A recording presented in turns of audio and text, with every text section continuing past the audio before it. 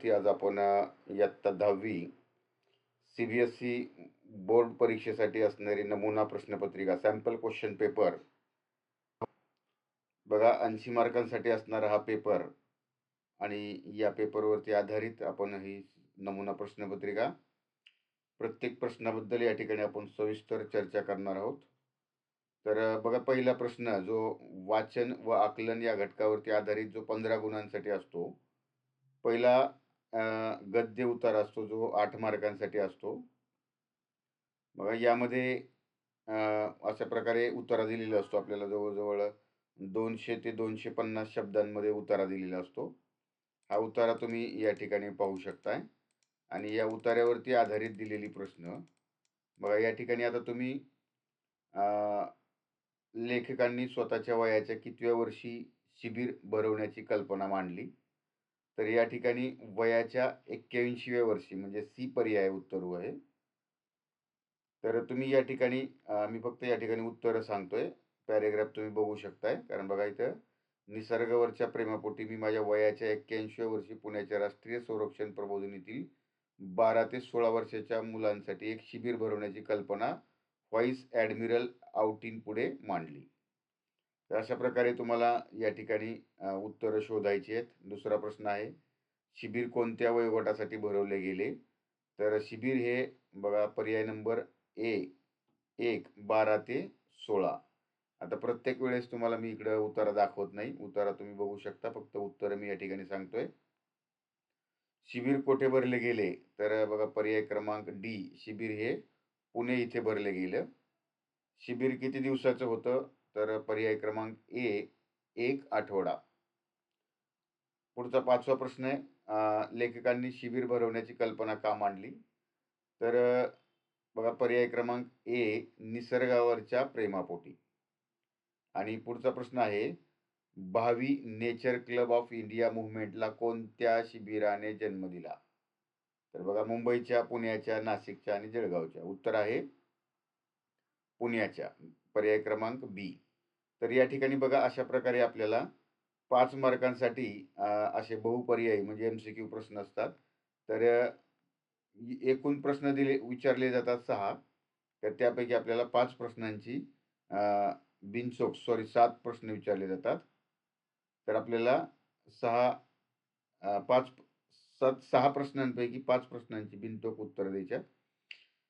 ज्या प्रश्नांचं उत्तर येत आहे त्याचंच उत्तर शक्यतो लिहायचं आणि येतं सगळ्यांची लिहिली तर काय हरकत नाही. जे बरोबर उत्तर आहेत तेच या ठिकाणी ग्राह्य धरली जातात. पुढचा प्रश्न आहे, याच उत्तरावरती आधारित दिलेल्या गद्य उत्तराच्या आधारे खालील प्रश्नांची उत्तरे एका वाक्यात लिहा.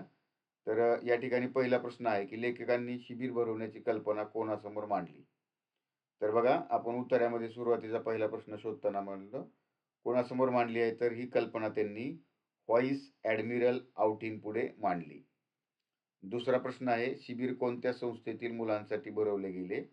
तर हे शिबिर पुण्यामध्ये असणाऱ्या राष्ट्रीय संरक्षण प्रबोधिनीतील मुलांसाठी भरवलं गेलं.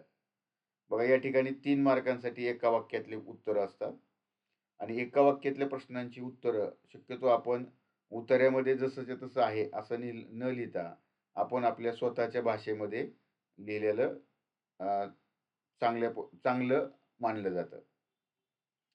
तिसरा प्रश्न आहे, लेखकांनी मुलांना कोणत्या गोष्टी सांगितल्या? तर लेखकांनी मुलांना निसर्गातील गमती जमतींवर माहिती सांगितली व त्यांचे अनुभव सांगितले.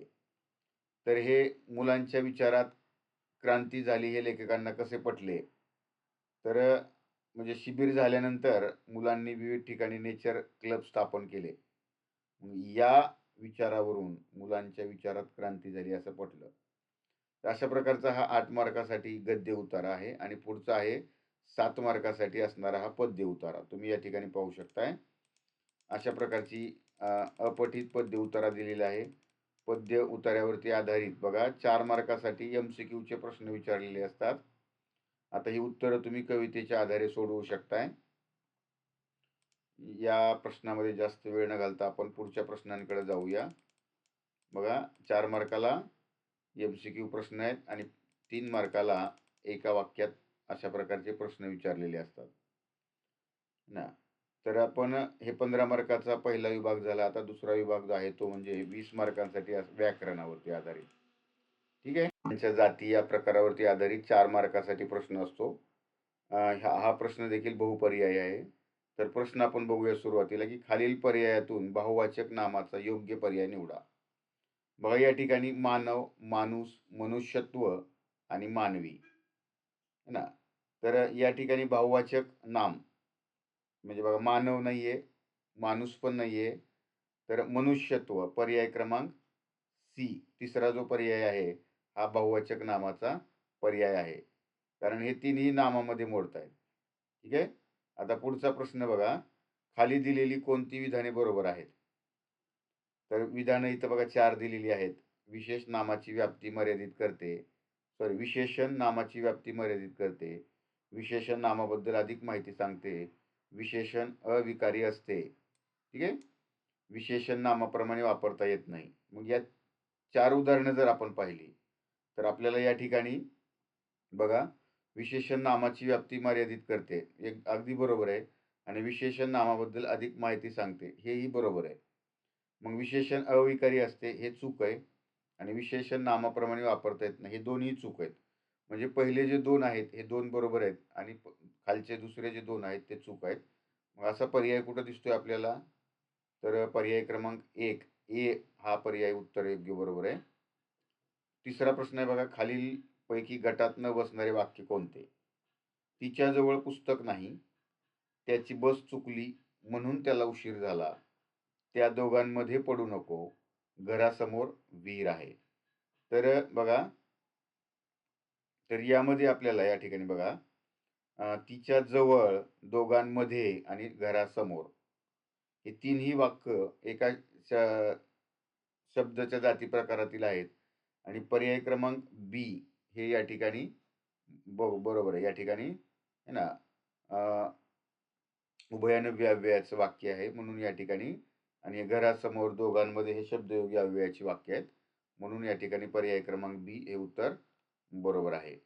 तर आता खालील वाक्यात रिकाम्या जागी योग्य शब्दयोगी अव्ययाचा वापर करायचा. त्याच्या घरा डॅश डॅश कौले आहेत. बघा खाली, बाजूला, वर आणि पासून. कौलही कुठं असतात? ना घराच्या खाली असतात ना बाजूला, तर वर असतात म्हणून पर्याय क्रमांक सी हे उत्तर या ठिकाणी बरोबर आहे. पुढे बघा 5वा प्रश्न आहे, की खालील वाक्यातील अधोरेखित शब्दाची जात ओळखा. तो इतका रडला की त्याचे डोळे लाल झाले. बघा की या शब्दाला या ठिकाणी अंडरलाईन केलेली आहे. आणि अधोरेखित शब्दाची जात ओळखा. तर बघा उभयान्वयी अव्यय, केवल प्रयोगी अव्यय, शब्दयोगी अव्यय आणि क्रियाविशेषण अव्यय. तर बघा क्रियाविशेषण अव्यय काय करतं? तर वाक्यामधली एक क्रियाची विशेषता सांगतं. शब्दयोगी अव्यय हे शब्दाला जोडून आलेलं असतं. आणि केवल प्रयोगी अव्यय हे माणसाच्या म्हणजे मुखातून हर्ष, उल्हास, आनंद, दुःख, खेद झाल्यानंतर जे 1-2 शब्दांमध्ये उद्गार निघतात त्याला केवल प्रयोगी अव्यय म्हणतात. मग हे तीनही नाही आहेत.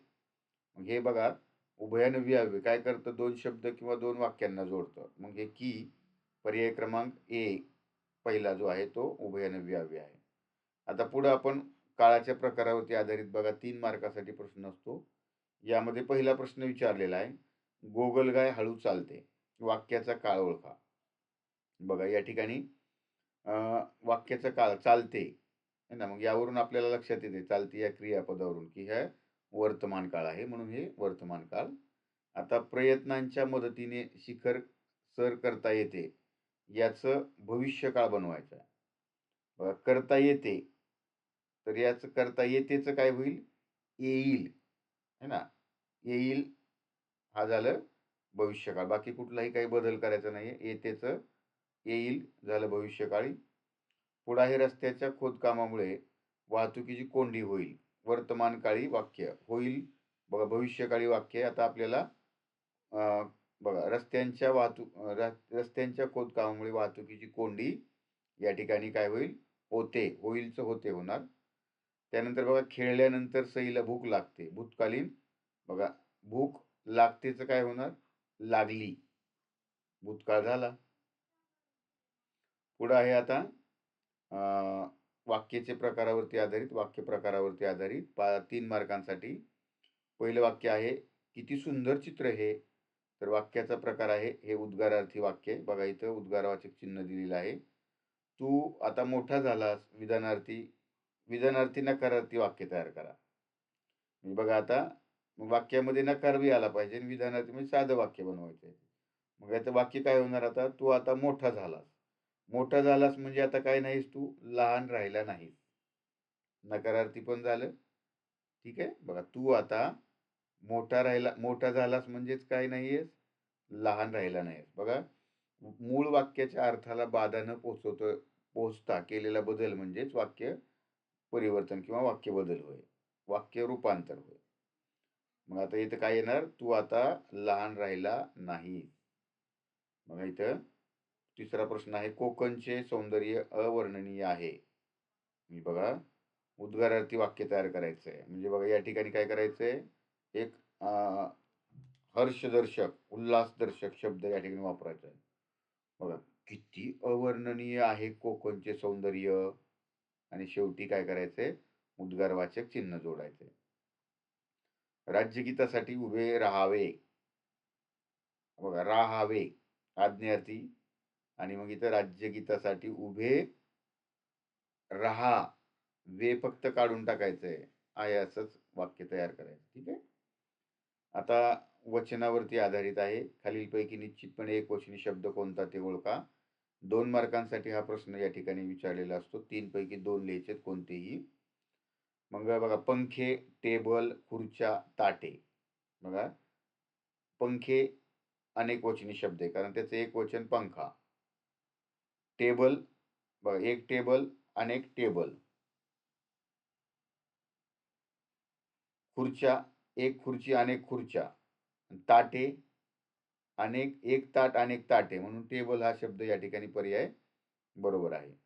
सरांनी वही तपासली. अधोरेखित शब्दाच्या वाचनामध्ये बदल करून वाक्य पुन्हा लिहा. बघा वहीचं काय होणार, वही एक वचन आहे, वह्या अनेक वचन. मग सरांनी वह्या तपासल्या असं लिहायचं इथं. पुढे आहे बघा, पंथी या शब्दाचे वचन बदला. पंथीचं काय होणार, पंथ्या. ठीक आहे. पुढे आता लिंग घटकावरती आधारित 2 मार्कासाठीचा प्रश्न आहे. खालीलपैकी भिन्नलिंगी शब्दाचा योग्य पर्याय निवडा. झाड, उद्यान, चांदणे, भाजी. बघा भिन्नलिंगी म्हणजेच बघा झाड ते झाड, उद्यान ते उद्यान, चांदणे ते चांदणे, म्हणजे तीनही शब्द हे नपुंसकलिंगी आहेत आणि भाजी ती भाजी म्हणजे हा शब्द काय आहे, स्त्रीलिंगी आहे. पुढे आहे चंद्र, देश, ऊन, डोंगर. बघा तो चंद्र, तो देश, ते ऊन आणि तो डोंगर. या ठिकाणी गटात न बसणारा शब्द ऊन आहे कारण हा नपुंसकलिंगी शब्द आहे. पुढे आहे नपुंसकलिंगी शब्दाचा पर्याय आंबा तो आंबा, सावली ती सावली, नदी ती नदी आणि पुस्तक ते पुस्तक. ठीक आहे. समानार्थी शब्दाची योग्य जोडी कोणती, तर समानार्थी शब्दामध्ये बघा शेकणे तापणे, उपास आहार, गाव शहर, तेज अंधार. या ठिकाणी शेकणे आणि तापणे ही योग्य समानार्थाची जोडी होईल. खालीलपैकी गटात न बसणारा शब्द आहे दास, मालक, गुलाम, सेवक. या ठिकाणी बघा दास है ना, गुलाम आणि सेवक हे तिन्ही शब्दांचे अर्थ सारखेच आहेत. मालक हा वेगळा आहे. ठीक आहे. खालीलपैकी गटात न बसणारा शब्द कोणता, धरणी, आकाश, भूमी, जमीन. या ठिकाणी बघा धरणी, भूमी, आकाश, जमीन हे तिन्ही एकाच समानार्थी शब्द आहेत.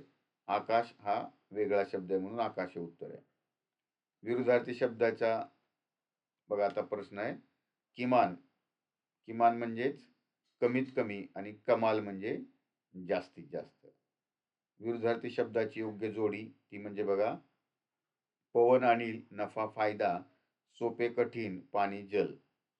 तर मग या ठिकाणी चारही शब्द बारकाईने जर आपण पाहिले है ना, सोपे कठीण हे योग्य विरुद्धार्थी शब्दाची जोडी आहे. सोपे म्हणजे इझी, कठीण म्हणजे हार्ड है ना. उपकार या शब्दाचा विरुद्धार्थी शब्द, तर उपकार बघा ऋण म्हणजेच उपकार, अप्रामाणिक नाही जमत. उपकार लक्षात घ्या, अपकार. आता पुढं प्रश्न आहे बघा, खालील पैकी समास प्रकाराच्या शेवटचा व्याकरणामधला हा प्रश्न आहे. समास प्रकाराच्या आधारे गटात न बसणारा शब्द कोणता? पशु पक्षी, रामलक्ष्मण, त्रिकोण, स्त्री पुरुष. तर बघा, पशु पक्षी, रामलक्ष्मण, स्त्री पुरुष आणि त्रिकोण.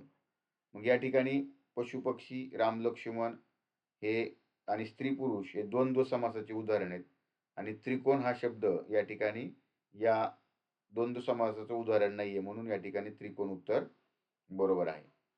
पुढचा प्रश्न आहे बघा, ज्या समासातील दोन्ही पदे अर्थदृष्ट्या महत्वाची असतात अशा समासाला बघा दोन्ही पद महत्वाची असतात है ना, मग त्याला द्वंद्व समास असं म्हणतात. ठीक आहे. ज्या समासाचं पहिलं पद प्रधान असतं म्हणजेच प्रमुख असतं त्याला अव्ययभाव म्हणतात. मग इतर या ठिकाणी बघा द्वंद्व समास. ठीक आहे.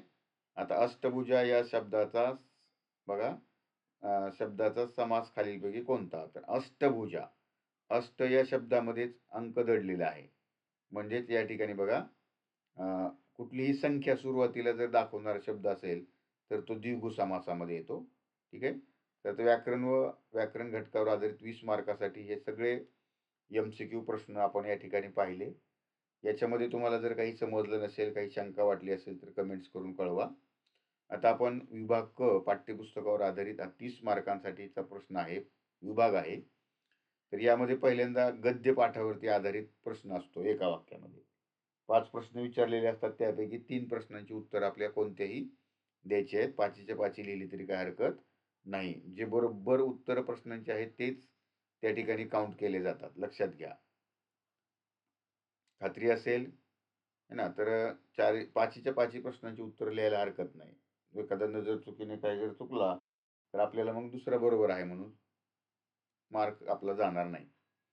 बघा, लेखक राग जाधव वाईला कोणत्या पदावर गेले होते? तर याचं उत्तर आहे विश्वकोशाचा अध्यक्ष या नात्याने गेले होते.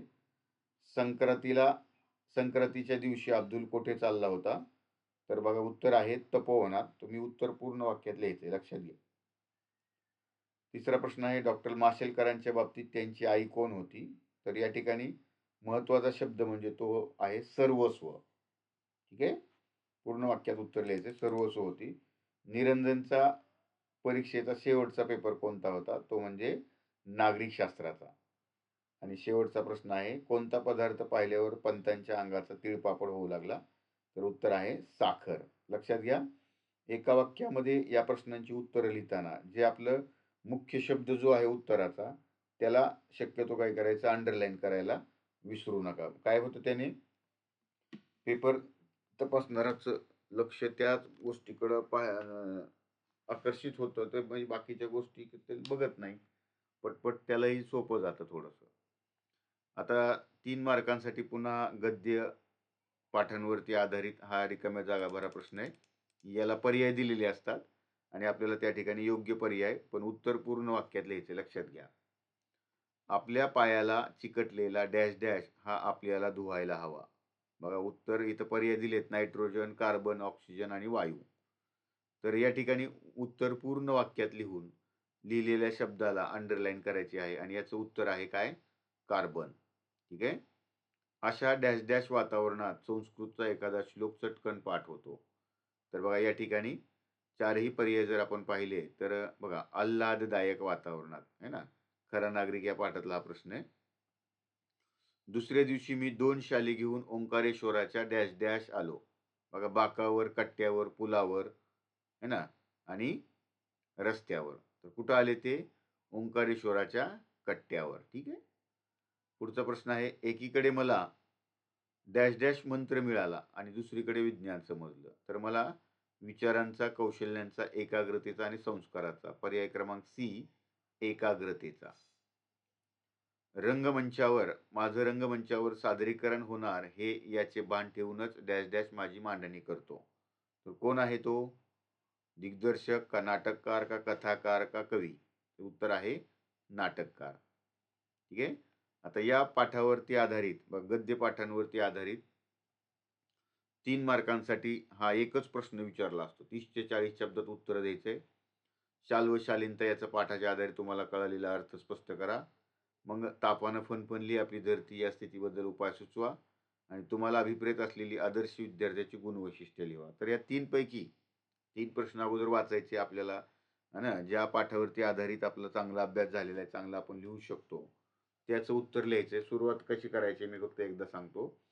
सुरुवातीला ज्या पाठातलं हे वाक्य आहे, है ना, त्या पाठाचं नाव, त्या लेखकाचं किंवा लेखिकेचं नाव लिहायचंय आणि त्या पाठातून थोडक्यात काय संदेश दिलाय त्याची सुरुवातीला प्रस्तावना केल्यासारखं करायचंय.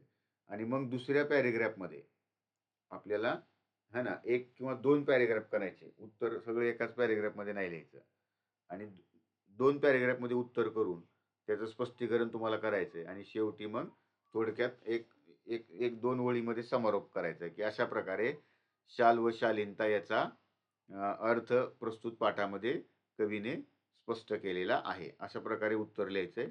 मग आपल्याला 3 पैकी 3 मार्क पडायला काही हरकत नाही. आता बघा या ठिकाणी वाक्यप्रचारांचा वाक्यामध्ये उपयोग करायचा आहे. तर या ठिकाणी बघा वाक्यप्रचाराचा वाक्यात उपयोग करताना मी सांगतो या ठिकाणी, की बघा आर्जव करणे म्हणजेच काय करणे, विनवणी करणे. तर या ठिकाणी विनवणी करणे याच्यामध्ये वापर करायचा आहे आणि त्याला अंडरलाईन करायला विसरू नका. पुढे जाऊया आपण. बघा पुढचा प्रश्न आहे कवितेवरती आधारित. एका वाक्यात उत्तरे लिहा. याच्यामध्ये पहिला असतो एका वाक्यात उत्तरे द्या. ते पहिला प्रश्न झाला धड्यावरचा. आता हे कवितेवरचे.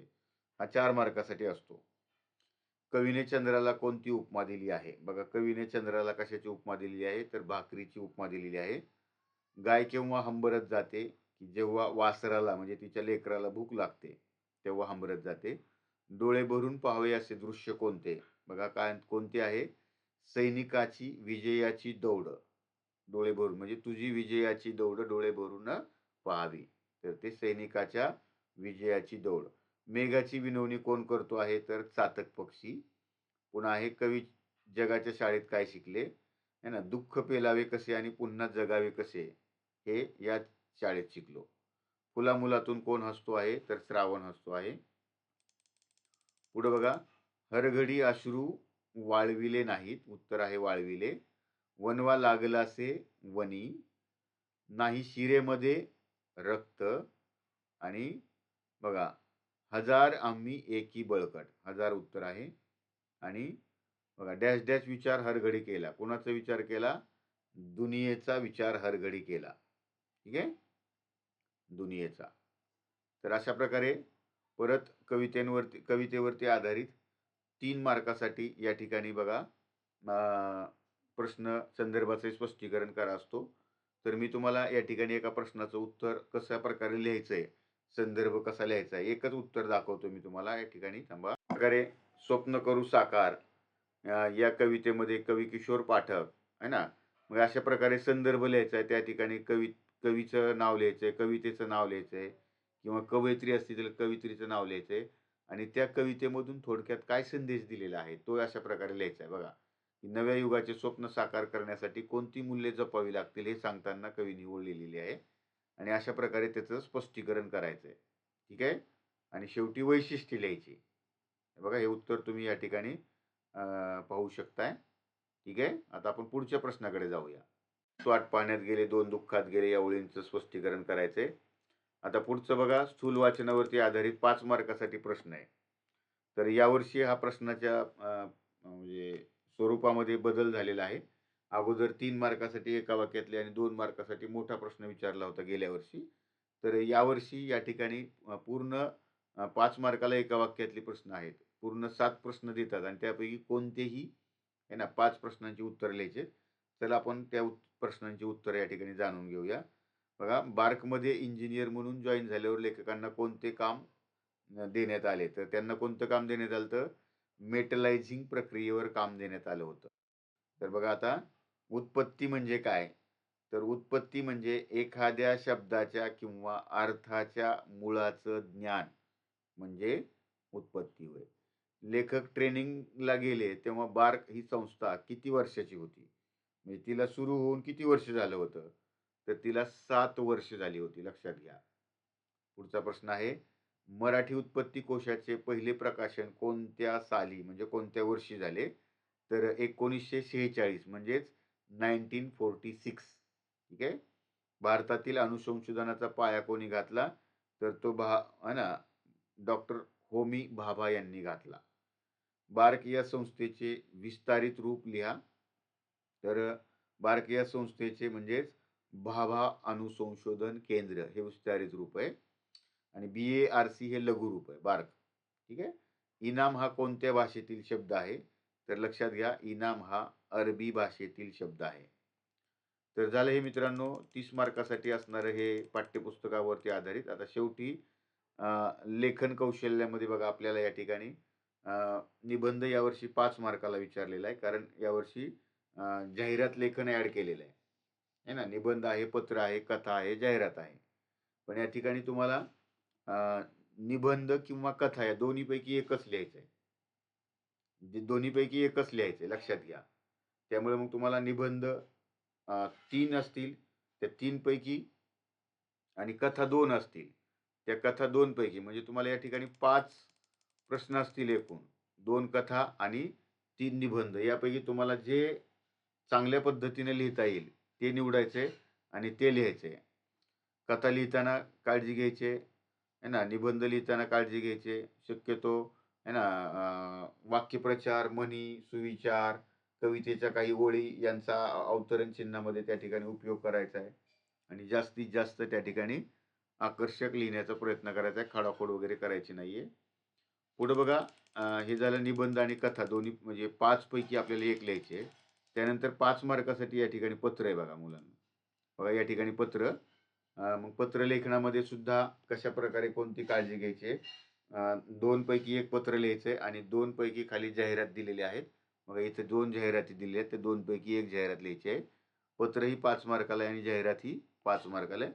तर तुम्हाला मी पत्र कशा प्रकारे लिहायचंय ते या ठिकाणी दाखवतो. या ठिकाणी जो पत्र लेखनाची जी नवीन पद्धत आलेली आहे ते सगळं डाव्या बाजूलाच लिहिलं जातं. अगोदर जुन्या पद्धतीनुसार आहे ना, ज्यांना पत्र पाठवायचे त्यांचा पत्ता इकडे डावीकडे लिहायचे आणि पत्र लिहिणाराचा पत्ता उजवीकडे लिहायचे. पण आता नवीन बदललेल्या पद्धतीनुसार या ठिकाणी बघा, वरती सगळ्यात अगोदर दिनांक लिहायचे. दिनांक लिहिल्यानंतर प्रति लिहायचं, प्रति लिहून कॉमा द्यायचा आहे. माननीय आरोग्य अधिकारी कॉमा, म्हणजे स्वल्पविराम, आरोग्य विभाग, पुणे महानगरपालिका पुणे. आणि जर पत्रामध्ये पत्राच्या विषयामध्ये पिनकोड दिलेला असेल तर पिनकोड लिहायचा असतो, हा चुकीचा लिहायचा नाही. आणि ईमेल लिहायचा आहे. परत खाली विषय लिहायचा आहे. विषय लिहिताना काळजी काय घ्यायची, विषय थोडक्यात मोजक्या शब्दांमध्ये असावा. असं जास्त आहे ना 2-3 ओळींचा 1.5 ओळीचा असं लिहायचा नाही. विषय शॉर्टमध्ये लिहायचा आहे पण अर्थपूर्ण असावा. मग या ठिकाणी बघा महोदय, खाली तुम्ही सप्रेम नमस्कार लिहिलं तरी चालतंय. पहिल्या पॅरेग्राफमध्ये काय करायचंय बघा, आपल्याला 2च पत्र असतात. बघा 10वीला आपल्याला 2च पत्र आहेत, एक तर तक्रार पत्र आणि दुसरं म्हणजे मागणी पत्र. मग या सुरुवातीला तक्रार असो किंवा मागणी पत्र असो, तर आता आपण हे तक्रार पत्र बघतोय. तर यामध्ये सुरुवातीला तुम्ही पत्र लिहिणारे कोण आहात, तुम्ही कुठे राहता आणि तुमची तक्रार नेमकं काय आहे ते पहिल्या पॅरेग्राफमध्ये लिहायचं आहे. मग है ना, म्हणजे सुरुवातीला तुम्ही कोण आहात, कुठून पत्र लिहित आहात आणि तक्रारीचं स्वरूप लिहिलं. मग तुम्हाला होणारा त्रास, त्यामुळे काय काय आहे ते त्या ठिकाणी दुसऱ्या पॅरेग्राफमध्ये लिहायचं आहे. आणि मग शेवटी बघा, आपला विश्वासू, तुमचा या ठिकाणी पूर्ण पत्ता लिहायचा आहे. हे लक्षात घ्या, या ठिकाणी पत्र लिहिणाऱ्याचा पूर्ण पत्ता लिहायचा आहे. आणि मग शेवटी लिफाफा हा 1 मार्काला आहे. या ठिकाणी अशा प्रकारे लिफाफा लिहायचा आहे. ठीक आहे. दुसरंही पत्राचा तुम्हाला नमुना जर पाहिजे असेल तर कमेंट्समध्ये कळवा, कारण आपण जाहिरात लेखनाकडे जाऊया. बघा दुसरा या ठिकाणी दुसरं पत्र सुद्धा आहे, जे आपण न घेता पूर्ण पत्रिका जर उत्तरपत्रिका जर तुम्हाला PDF मध्ये पाहिजे असेल तर कमेंट्समध्ये कळवा, है ना. ते कमेंट्समध्ये आम्ही तुम्हाला त्या ठिकाणी ही उत्तरपत्रिका त्या ठिकाणी पाठवू. बघा अशा प्रकारे जाहिरात तयार करायची. जाहिरात घेताना जास्त रंगरंगोटी न करता, है ना, मुख्य ज्या बाबी आहेत वरती शक्यतो एखादं स्लोगन असं या प्रकारे टाकायचे. बघा, करूया झाडांची लागवड, जिंकूया पर्यावरणाचा गड, अशा प्रकारे त्या ठिकाणी एखादं स्लोगन टाकायचे. वृक्ष लागवड, पर्यावरण संवर्धन, एक एक एक झाड लावा, उद्याचा श्वास वाचवा, अशा प्रकारे जास्त गर्दी न करता सुटसुटीत, है ना, मुद्देसूद त्या ठिकाणी जाहिरात लिहायची आहे. दुसरी सुद्धा जाहिरात या ठिकाणी खाली आहे, पण आता वेळ या ठिकाणी जास्त व्हायला लागलेला आहे. त्यामुळे आपण या ठिकाणी थांबतो. मित्रांनो, व्हिडिओ आवडला तर नक्की लाईक करा आणि चॅनलला सबस्क्राईब केलं नसेल तर कमीत कमी CBSE या 10वी बोर्डाचे मराठीचे आपण आहे ना 5 ते 7 पेपर अशा प्रकारे तुम्हाला अभ्यासनासाठी पाठवत आहोत. तर भेटूया पुढच्या व्हिडिओमध्ये. धन्यवाद.